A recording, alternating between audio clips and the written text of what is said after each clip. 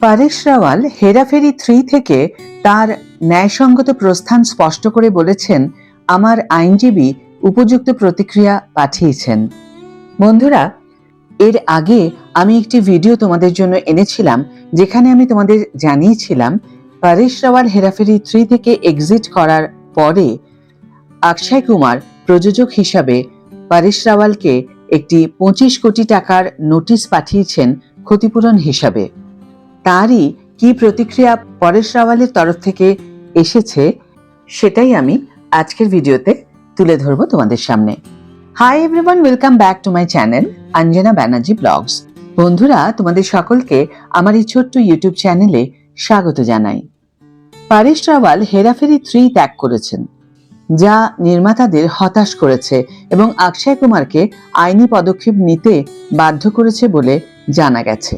25শে মে পরেশ তার প্রস্থানের ব্যাখ্যা দিতে একটি নতুন বিবৃতি শেয়ার করেছেন।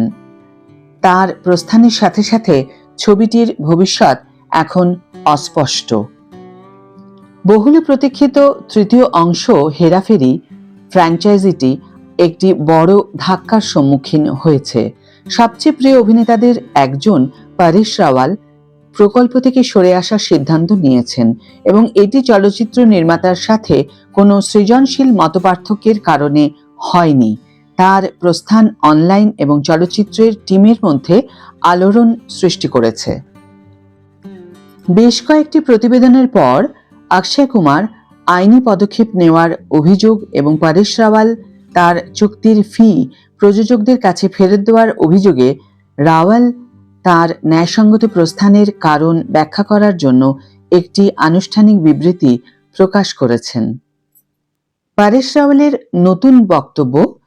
আজ 25শে মে তার এক্স হ্যান্ডেলে পরেশ রাওয়াল লিখেছেন, আমার আইনজীবী অমিত নায়ক আমার বৈধ বরখাস্ত এবং বহিষ্কারের বিষয়ে একটি উপযুক্ত প্রতিক্রিয়া পাঠিয়েছেন। তারা আমার প্রতিক্রিয়া পড়ার পরে সমস্ত সমস্যার সমাধান করা হবে। পরেশ রাওয়াল তার এক্স হ্যান্ডেলে লিখেছেন, my lawyer Amit Nayak has sent an appropriate response regarding my rightful termination and exit. Once they read my response, all issues will be laid to rest. শনিবার 24শে মে বলিউড হাঙ্গামার একটি প্রতিবেদনে বলা হয়েছে, পরেশ রাওয়াল 15% সুদ সহ 11 লক্ষ টাকার চুক্তি ফেরত দিয়েছেন, যা তিনি পেয়েছিলেন তার চেয়ে কিছুটা বেশি। ছবিটির শুটিং পরের বছর নির্ধারিত ছিল। মুক্তির তারিখ আরও পরে, অর্থাৎ পুরো অর্থ প্রদানের জন্য তাকে প্রায় 2 বছর অপেক্ষা করতে হতো। এর ফলে তিনি প্রকল্প থেকে সরে আসার সিদ্ধান্ত নেন। তাছাড়া হেরাফেরি 3 এর নির্মাতারা পরেশ রাওয়ালের প্রকল্পটি ছেড়ে যাওয়ার সিদ্ধান্তে অসন্তুষ্ট। দলের সকল সদস্য সহ সুনীল শেট্টি, পরিচালক প্রিয়দর্শন তার সিদ্ধান্তের কথা জানার পর হতবাক হয়ে যান। অক্ষয় কুমার, যিনি ছবিটিতে অভিনয় এবং প্রযোজনা উভয়ই করছেন, পরেশ রাওয়ালের বিরুদ্ধে আইনি পদক্ষেপ নিয়েছেন। অক্ষয়ের প্রযোজনা সংস্থা তাদের আইনজীবী পূজা টিউকের মাধ্যমে তারা পিটিআইকে জানিয়েছে, এর জন্য কঠোর আইনি পরিণতি হবে। অবশ্যই এটি ফ্র্যাঞ্চাইজির ক্ষতি করেছে। আমরা তাকে চিঠি লিখে জানিয়েছি যে এর জন্য অনেক আইনি পরিণতি জড়িত। কাস্ট, ক্রু, শীর্ষস্থানীয় সিনিয়র নেতা, লজিস্টিক সরঞ্জাম এবং ট্রেলারের শুটিংয়ের খরচও হয়েছে। 2000 সালে হেরাফেরি মুক্তি পাওয়ার পর পরেশ রাওয়ালের বাবুরাও গণপতরাও আপ্তের ভূমিকায় ব্যাপক জনপ্রিয়তা লাভ করে এবং 2006 সালে এর সিকুয়েল মুক্তি পায়। তার চলে যাওয়ার পর তৃতীয় ছবির ভবিষ্যৎ এখন অস্পষ্ট। হেরাফেরি 3 থেকে পরেশ রাওয়ালের এই প্রস্থানের পর সুনীল শেট্টি প্রচন্ড শকড হয়েছেন। বলেছেন, প্রোমো শুট হো গয়া থা, পর সুনীল শেট্টিকে শীঘ্রই হেরাফেরি 3 তে দেখা যাবে, যা কাল্ট ক্লাসিকের পরবর্তী অংশ। এবং পরেশ রাওয়াল ছবিটি থেকে সরে যাওয়ার ঘোষণা দেওয়ার পর থেকেই ছবিটি নিয়ে আলোচনা চলছে। সুনীল শেট্টি বর্তমান বলিউড ইন্ডাস্ট্রির শীর্ষ অভিনেতাদের একজন।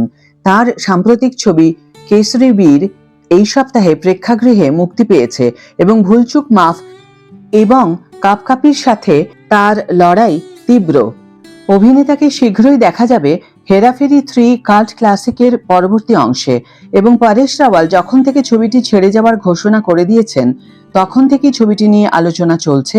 অভিনেতার হঠাৎ করেই ছবিটি ছেড়ে দেওয়ার পর সুনীল এখন তীব্র প্রতিক্রিয়া জানিয়েছেন এবং একটি চমকপ্রদ প্রকাশ করেছেন যা ভক্তদের নাড়া দিয়েছে। সুনীল লালন টপের সাথে বসে চলমান বিতর্ক নিয়ে মুখ খুললেন। পুরো বিষয়টি সম্পর্কে তার দৃষ্টিভঙ্গি সম্পর্কে জিজ্ঞাসা করা হলে তিনি বলেছিলেন, আমি হতবাক হয়ে গেছি যা পরেশজি ने এমনি এমনি एग्जिट করে গেলেন। তিনি আরো বলেন, पहले ही हमने प्रोमो की शूटिंग की थी हेराफेरी 3 के लिए।